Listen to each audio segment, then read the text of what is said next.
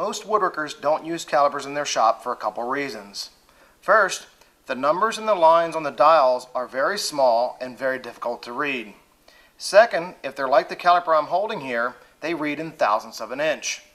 In our shop, we don't use thousandths, we use fractions. Trying to convert the thousandths over to a fraction is very challenging to do in the shop. So let me introduce you to our 6-inch woodworker's caliper.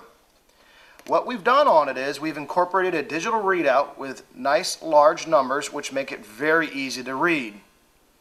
It reads in fractions, thousandths, and millimeter sizes.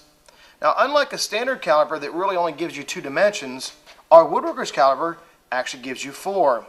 We've given you a thickness, we've given you an inside dimension, we've also machined the head of the caliper to the sliding head so that this will give you a height gauge, and on the back side of the tool we've also machined the slide bar to the base of the caliper, and this actually gives you a depth gauge. Our caliper also includes on the back side a handy scale that converts from thousandths to fractions to decimals, which allows you as a quick reference. The caliper is also made out of a hardened stainless steel. We've got a roller guide back here which makes it very easy to micro adjust, and we've incorporated a locking knob on the top side so that it allows us to actually lock in a measurement and transfer it over to our projects. Let's show you how we actually set up the tool. To start using your woodworker's caliper, the first thing you need to do is install the battery and replace the battery cover. The next thing you need to do is to zero out your tool. We do this by first turning the caliper on, sliding the caliper head till they touch, and zeroing out the tool.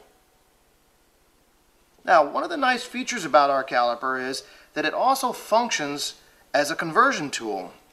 If we open up the caliper here, let's just say we open this up to 1/8 of an inch, and you'd like to know the millimeter size, all you need to do is hit the button and it converts it to your millimeter, which is 3.28.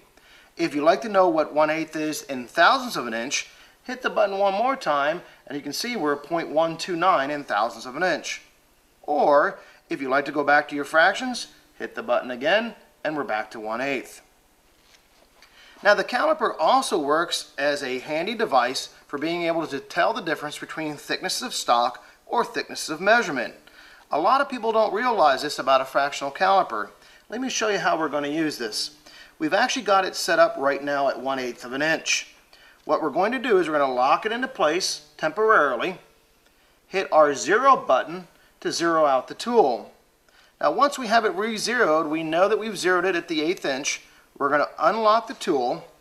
We're going to go ahead and grab a piece of 1/2 inch stock here.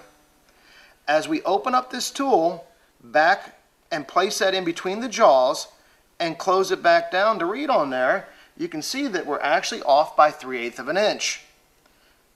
That's a 1/2 inch piece of stock. 3/8 plus the 1/8 equals the 1/2 inch stock. This allows us a very simple method to check the differences when we lay out for doing dados or different thickness stock in our project to get a reference point.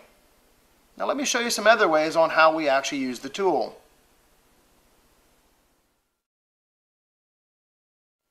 Using your caliper as a marking device.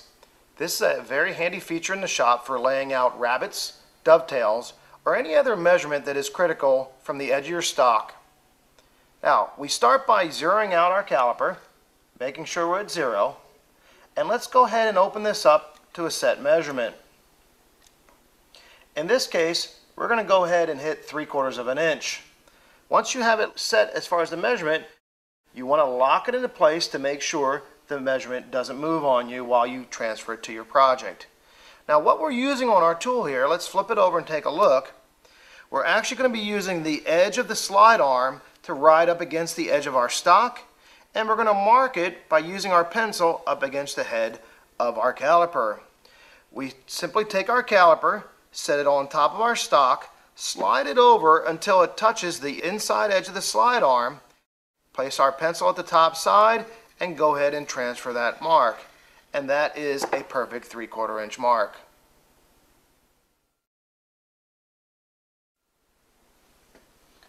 Using your calipers for setting up dados. We've gone ahead and cut a sample into a scrap piece of lumber, and now it's time to calibrate your dado. We start out by zeroing out our calipers. We're going to use the inside dimension on the caliper to take a reading. Place that inside the dado and open it up till we touch the inside edges of the dado. In this case, we read 33/64 of an inch. Now, we could try to play around with shims by adding or removing to get the mark set for the stock that we're trying to cut.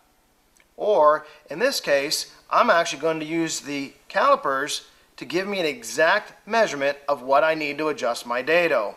Remember, the calipers can be used like a calculator.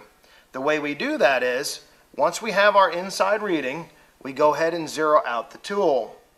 With the tool zeroed out, we're now going to take the piece of stock that we're trying to cut for, place that in between the jaws of our caliper, and close the jaws onto that stock.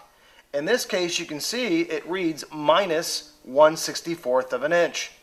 What that means is I need to remove 1/64 of an inch shim from my dado set to get a nice tight fit. Now, once we've adjusted for the width, we're going to adjust for the depth. To get a depth reading, we now have to re-zero out the tool. We close it back down, and as you can see here, it reads negative 33/64. So we want to make sure that we're back at zero by hitting the zero button. Now that you've zeroed out your tool, we're ready to take our depth reading. We're using the slide rod of our caliper up against the top head of our caliper to achieve that. Simply take your caliper, place that into the depth of the dado, and slide the head assembly down till we touch the top edge of the stock to get our reading. In this case, you can clearly see that we read 7/16 of an inch, and if we want to adjust our dado, simply raise or lower to get the correct depth.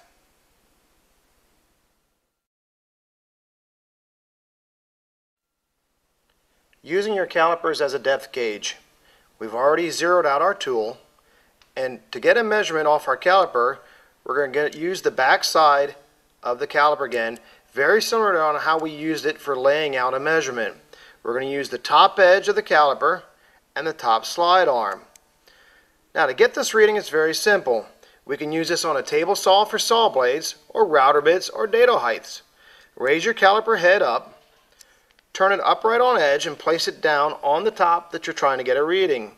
Slide that down until we touch the top edge of the router bit against the back side of the slide head. In this case, you can see that we're set at 19/32 of an inch.